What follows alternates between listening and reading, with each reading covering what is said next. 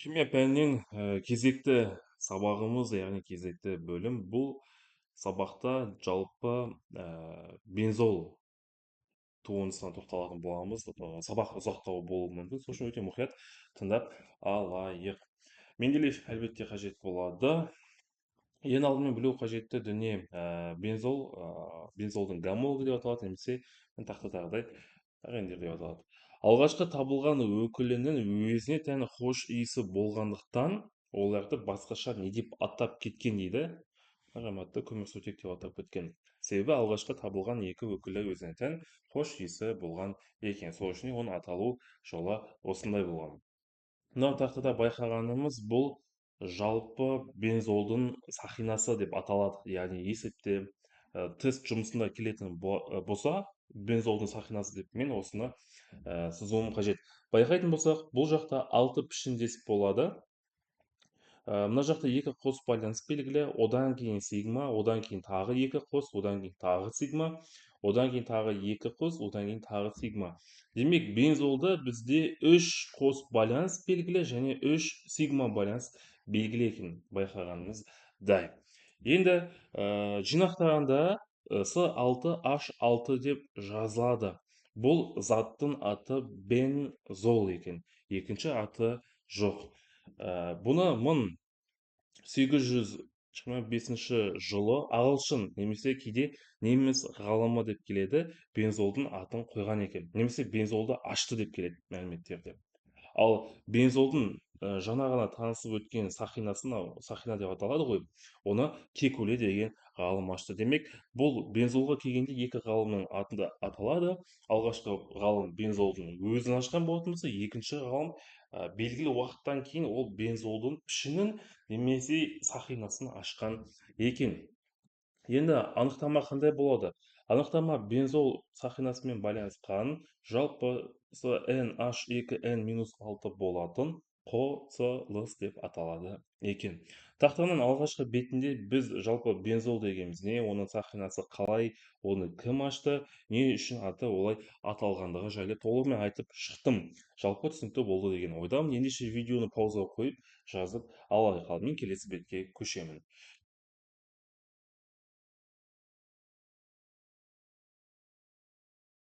Енді жеке-жеке өкіліне туындысына тоқталып шығайық.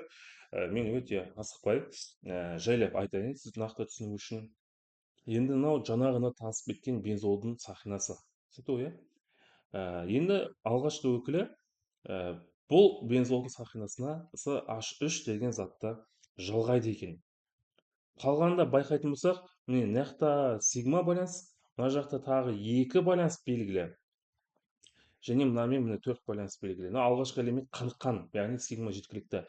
Екінші элементте не қай сутек қойып шығамын. Неше себебі 3 байланыс белгілі, мына жақта 2 таяқша, мына жақта 3-ші таяқша, сол үшін 4-ші таяқша деп сутекті жалғап шығамын. Демек, қалған өкілдерді мен былай сутек жалғап шығамын ғой, қысқаша айтқанда. Енді жинақтап жазатын болсам, бұл С6 H5 сызықша CH3 деп жазылады екен. Түсінікті ғой, иә? Бұның аты метилбензол. Ал бұны одан да оқушы дәл осы күйде жазғанымды түсінбеуі мүмкін. Кей оқушыға по полный жинақтаған ыңғайлы болып табылады және мұғалімге. Бұны жинақтайтын болсақ, С7H8 деп жинақталады екен. Түсінікті ғой, иә? Демек, алғашқы, яғни екінші өкілі ол аты метилбензол деп аталады. Екінші аты толуол. С6H5CH3 немесе С7H8 деп аталады немесе жазылады екен. Шатасқанмайық, мынау екеуі екі бөлек зат деп ұғып қалмайық. Түсінікті ғой, иә? Мынау мен тізбек бойынша жазғаным, ал мынау жинақтап жазғаным болып есептелінеді. Яғни біз бұл бензолдың алғашқы өкіліне тоқталып шықтық. Бензол гомологының алғашқы өкіліне тоқталып шықтық. Жалпы қиын емес, келесі, енді этилбензол.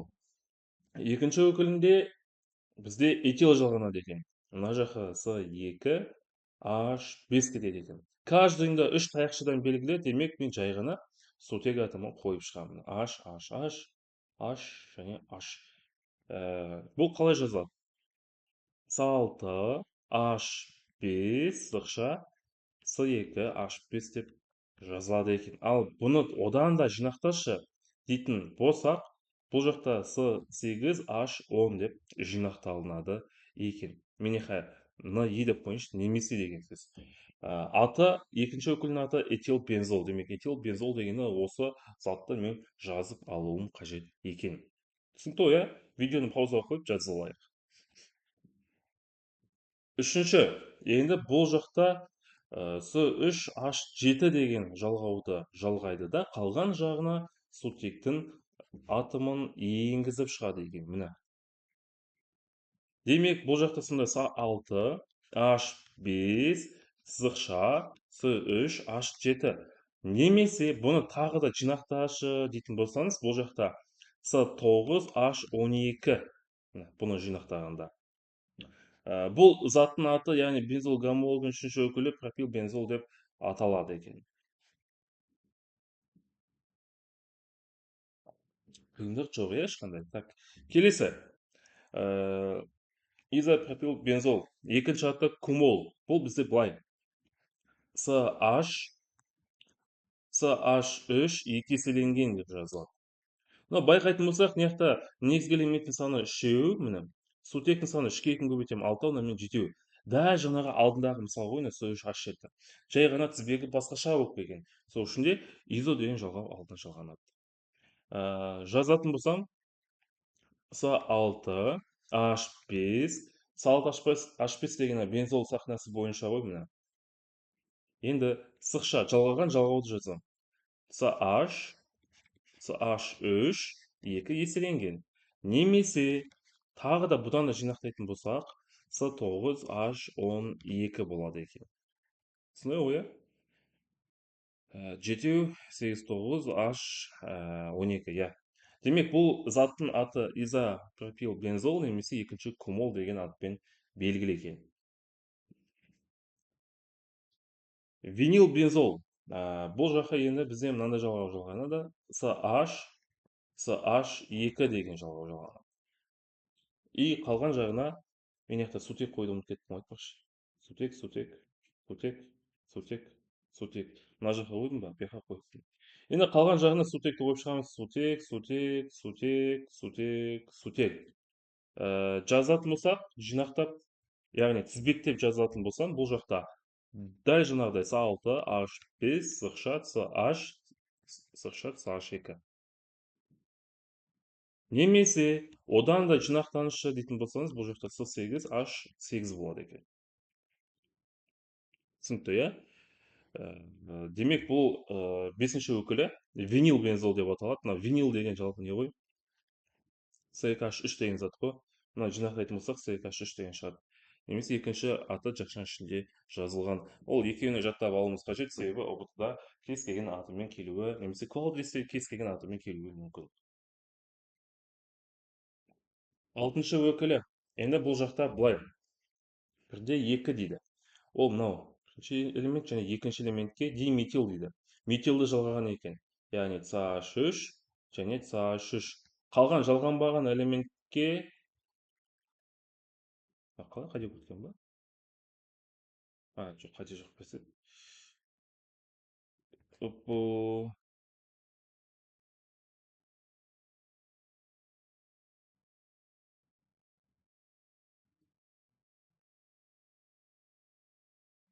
Қалған жалғанбаған элементке мен сутек атомын қойып шығамын. Сутек атомын қойып шықтық. Ендігі мәселе бойынша бұл бізде бірде 2 диметилбензол деп аталады екен. Түсінікті ғой, немесе екінші аты ксилол. Қандай ксилол дейтін болса, ортоксилол деп аталады. Мен жаңа не үшін тоқтап пауза жасап қалдым, осы жақта мұқият тыңдап алайықшы. Мына шамалы қате кетіп қапты. Бас жағына қателесем болған жоқ ол қате. Бұл жақта да болыпты. Мына бензол сахнасы деген мынау ғой, дәл осындай болады. Қателік дегені тек қана таяқшадан қателік кеткен. Мысалы, бензол сахнасы дегеніміз былай дедік қой. Мына, мен өзім сызып шығайыншы. Былай жазылады ғой, Енді алдымен мына шетте қос байланыс болады. Мінекей, қате жоқ. Одан кейін сигма болуға қажет. сигма. Одан кейін мына жерде қос байланыс болады. Қос байланыс, қате жоқ. Одан кейін тағы сигма болады. Одан кейін мына жерде қос байланыс болады, тағы сигма. Демек, мен бағана айтып кеттім ғой, үш қос байланыс болады және үш сигма болады деп. Екеуі кезек кезек орналасады ғой. Ал мына жақта мен қателік шамалы. Байқаған болсақ, мына жақта екі қос байланысты бүтіндей жазып қойыпты. Осы жақтан шамалы қате, а так былай жинақтағанда неде атауында қате жоқ, тек тізбектен ғана қате кетіп қалған. Сол үшін давайте содан қателесіп қалмайық. Мен енді байқадым мынаны. Қайталап айтамын. Қос байланыс сигма, қос байланыс сигма, қос байланыс сигма болып жазылады. Мына жақтағы қателік қос байланысты екеуіне былай тізбектеп жазып қойған. Түсінікті ғой? Осыны жөндей салайық, болды. Қалған айтылған ешқандай мәлімет қате емес. Енді жетінші өкіліне тоқталайық. Жетінші өкілінде енді бірінші элементке және мынау үшінші элементке диметилді жалғаған екен. Яғни сағаш үшті жалғаған, тағы да сағаш үшті жалғаған екен. Жалғанбаған элементке мен алып сутек атомын қойып шығамын. Міне. Бұның аты 3 диметил бензол. Мынау қандай қаяқтан шыққан сан дейтін болсақ, бұл ол жалғанған заттың саны болып табылады. Яғни қаншаншы элементке жалғанды деген сияқты. Екінші аты метаксилол екен. Сегізінші. Енді бұл бізде бастапқы и төртінші элементке сағаш үсті жалғаған екен. Диметил дейді. Мыняқа және мыняқа. Жалғанбаған элементке мен сутегін қойып шығамын. Былай сутек, сутек, сутек деп. Ендігі мәселе атауы дәл жаңағы диметил бензол, тек қана сағаш үш қай жаққа жазылды, соны мен мыняқа тізбектеп жазып қоюым қажет екен. Яғни бірінші элементке және төртінші элементке. Екінші аты параксилол. Байқайтын болсақ, үшеуі де не деп аталады екен? Ксилол деп аталады екен. Тек қана жалғауы ғана бөлек болады. Демек, оны былай түсінуге болады. Алғашқы екі элементке жалғанатын болса, мына жалғау жалғанады. Бірінші және үшінші элементке жалғанатын болса, мета деген жалғау жалғанады. Ал алғашқы және соңғы, яғни төртінші өкіліне жалғанатын болса, мына жалғау жалғанады.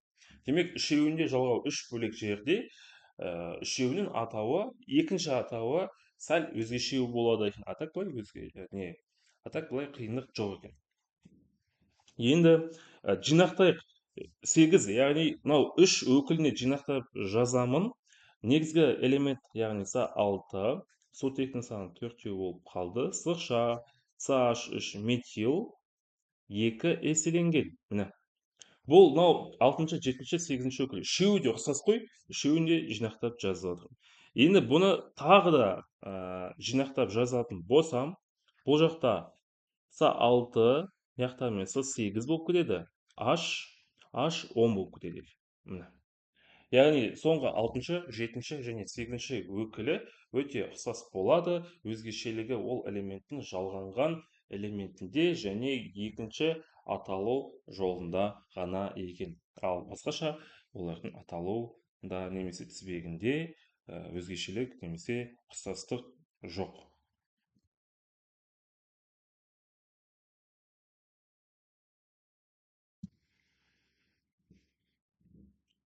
Енді бұл кетті. Енді біз тоқталуымыз қажет байланысу типіне.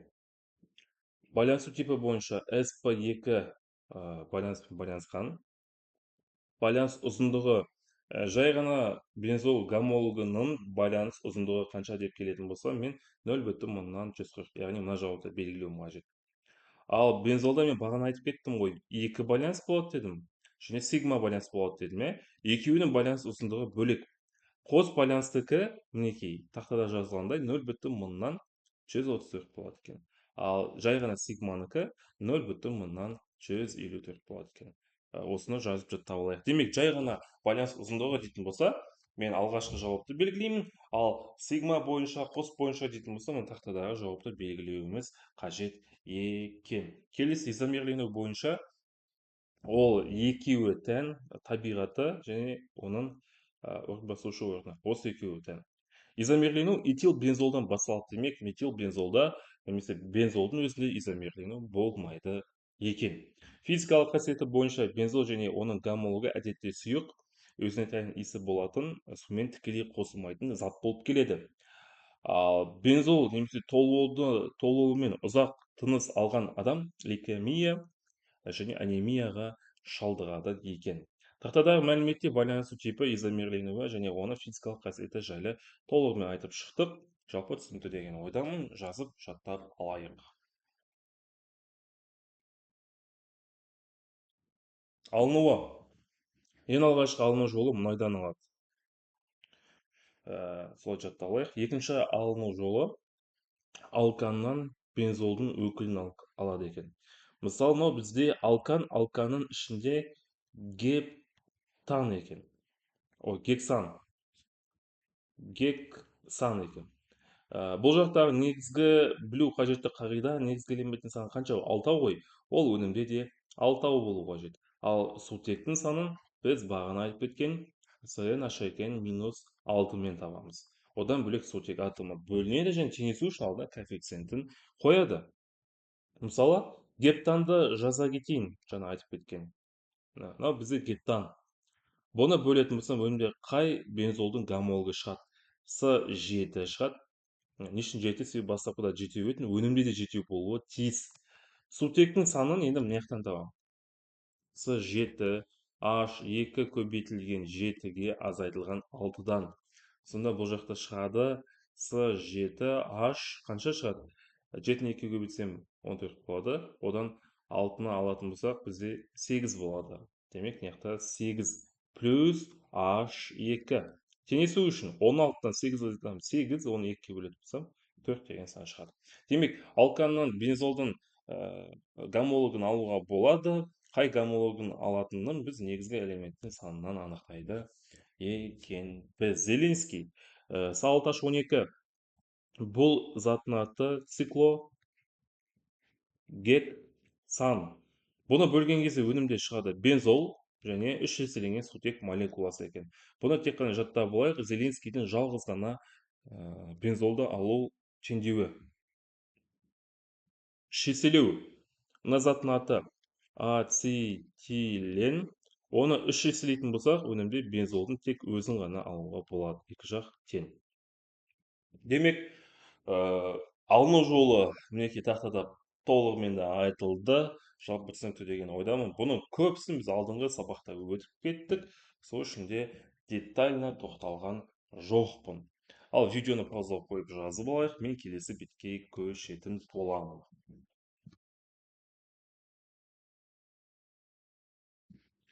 5-ші алыну жолы. Алыну жолы әлі бітпепті. Ұмытып кеттім ғой. 5-ші алыну жолы бензолға галоген алканды қосады. Мысалы, мына жақта бензол С6H6. Оған галоген алканды қосқанда, негізгі элементтің саны 6, өз күйінде қалады.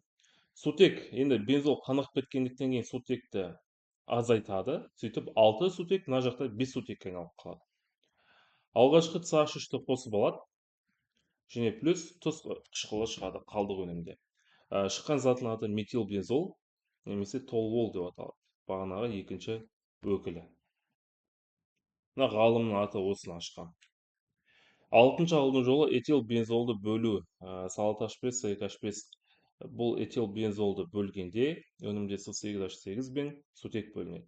Яғни винил бензол мен сутек бөлінеді екен. 5-6-шы жолы енді бұл жалғыз теңдеуден келеді. Сол үшін бұны жаттап алуымыз қажет. Химиялық қасиеті бойынша бензолды галогендеу. Ең алдымен бензолды галогендегенде, мен жаңағыны айтып кеттім ғой. Бензол қаныққанға жатады негізі. Сол үшін де ол негізгі элементтің саны 6, сутектің саны 6. Басқа затпен қосылу үшін өзіне сутектің атомын азайтады, яғни минусовать етеді. Сөйтіп С6H5 болып қалды мына жақта. Қосылып жатқан галогеннің атомын қосып алады өзіне. И плюс жаңағы түсіп қалған сутекпен мына жақтағы екінші галогеннен екінші өнімде шыл түзіледі екен. Шыққан заттың атын атайтын болсам, оң жақтан атаймын. Оң жақтағы элементтің атын жазамын. Және бұл бензолға жатады. Кром бензол деп аталады екен. Галогендеудің екінші типі. Бұл енді өзгеше. С6H6, оған біз қосамыз жуықталмайтын элемент деп келеді көп жағдайда, яғни хлорды қосамыз. Бұл жақта 3 элементте 6 еселеніп кетеді, және галоген алдына 3 қояды екенбіз. Демек, не ұқтық? Галогенденудің өзі 2-ге бөлінеді екен. ол кәдімгі сутекті азайтып галогенді қосып өнімде бізге бензолдың галоген өкілі шығады. Ал екіншіде тек қана осы теңдеу ғана ғой. Демек бензол тек қана осы элементпен, яғни хлормен 6 еселеніп галогенденеді. Тек қана осы мына 6 еселеніп қосылатын теңдеу осы ғана. Ал қалған любой жағдайда басқа галогенмен мына жағдайда қосылады екен. Шыққан заттың атын атайық. Оң жақтан мысалы оқимыз, 6 деген гекса деген жалғаумен оқылады. Элементтің атын жазамын, хлор. Және бұл бензол. Немесе екінші аты белгілі 10-та жаза кетейін. Гекса хлоран. Мына екінші аты. Жалпы бензолдың галогендену теңдеуі түсінікті деген ойдамын. Ал ендеше келесі бетке көшейік.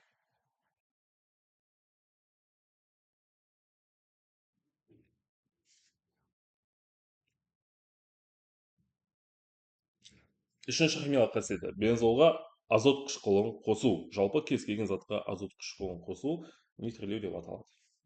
Дәл жаңағыдай. Сутегін азайтады, сонда С6 H5 болып қалады. Азот қышқылында NO2 деген топ болады. Сөйтіп С6H5 NO2 тобын қосып алады да, қалдық өнімде су шығады екен. Шыққан заттың аты NO2 бізде не деп оқылады?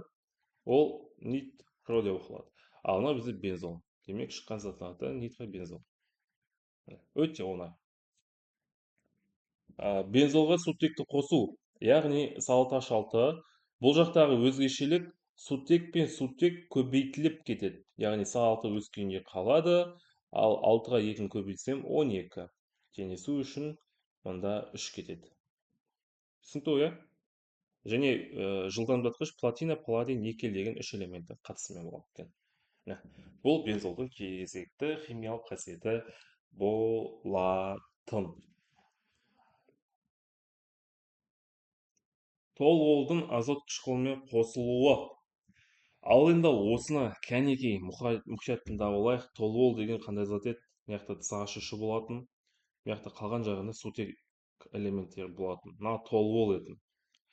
Өте мұқият тыңдап алайық, өте маңызды теңдеу, себебі бензолдың азот қышқылды қосып алуы ол басқаша, ол оңай болады, ал толуолдікі кішкене қиындау. Мен бағана айтып кеттім, азот қышқылында NO2 тобы болады деп. Енді өнімде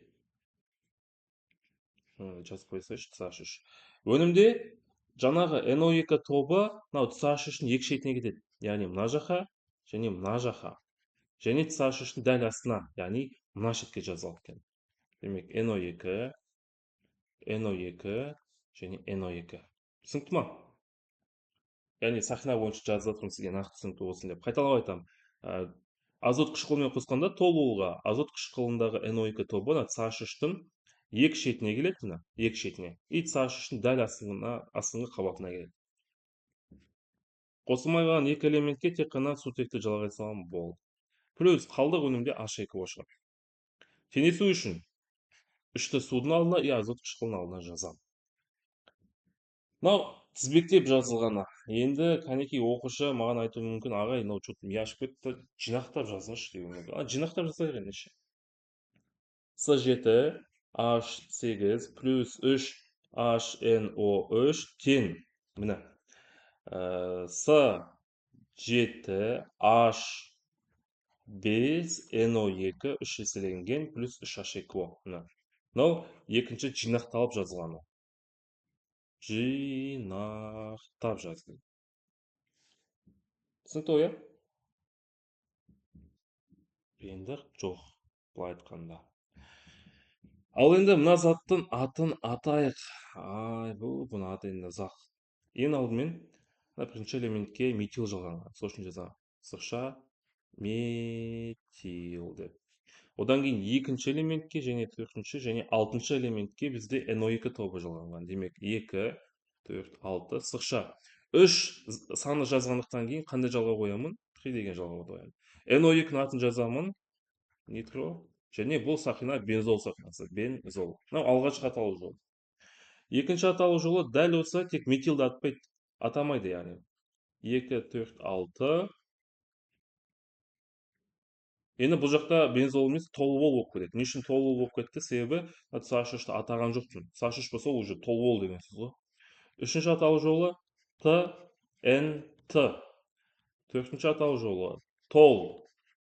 Бесінші аталу жолы тротил деп аталады. Алтыншы аталу жолы динамит. Динамит деп аталады екен. Түсінікті ғой? Демек, мына шыққан өнімдегі заттың 6 аталу жолы белгілі екен. Динамит дегеннен түсініп қойғанбыз, иә? Түсініп қойдық деген ойдамын, не зат екен? Динамит деген, яғни мынау бөлінген зат, 6-шы атауы динамит.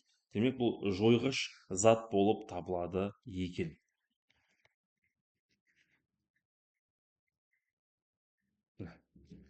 Түсінікті ғой, иә? Жалпы түсінікті болды деген ойдамын. Толуын азот қышқылмен қосылуы, бағана айтып кеткен бензолдың азот қышқылмен қосылуының әжептәуір заңдылығы бөлек болады. Ал келесі, толуын тотығуы. Жалпы білеміз, тотығу үшін оттек қосады, С7H8 ол толғол. Оттек қосқан өнімде С6H5 суы шыққан. Және су. Мына шыққан заттың аты бензой қышқылы. Бензой, мынау И, бензой қышқылы. Бұны тек қана жаттап аламыз, болды. Бұдан басқа теңдеу жоқ, тотыққанда шығатын. Және бензол немесе бензолдың гомологы ол калий манганатымен және хроммен тікелей қосылмайды. Осыны жаттап алайық. Бұлармен тікелей қосылмайды. Бағана мынау галогенді қостық біз, ол бізде қызу шамасына қосылады. Ал тікелей кәдімгі жағдайда бөлме қызуы бойынша бұл екеуі бензолмен де бензолдың гомологымен де тікелей қосылмайды. Осыны жазып алайық. Бұл бізде ұбт мен квал тестте келуі мүмкін. Қолданылуы. Бензолдың қолданылуы ол бояғыш, медицинада талша алуда қолданады, және динамит алуда. Толвол дәл жаңағыдай медицинада бояғыш және динамит алуда. Этилбензол, винилбензол алуда қолданылады. Изопропилбензол, яғни гумол, фенол мен ацетон алуда қолданады. Ал винилбензол көксағыз алуда, яғни каучук алуда қолданады екен. Жалпы осымен сабақ аяқталды, түсінікті деген ойдамын. Бүгін біз бензолға және оның гомологына толығымен де тоқталып шықтық. Ендеше келесі сабақта жолыққанша қош, сау бол.